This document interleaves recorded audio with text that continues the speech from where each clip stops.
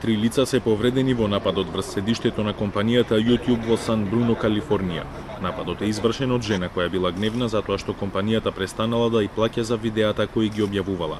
Станува збор за Насим Агдам, која се представувала како веган и активист за правата на животните и на својот вебсајт и YouTube канал објавувала видеа на различни теми. Таа се самоубила по нападот кој го извршила во отворениот дел од бифето на компанијата.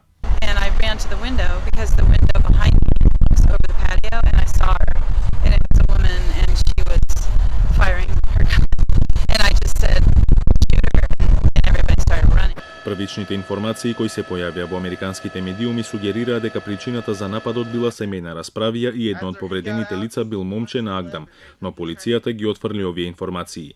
YouTube е компанија која е во сопственост на гигантот Google и во незиното седиште во Сан Бруно работат околу 1700 лица.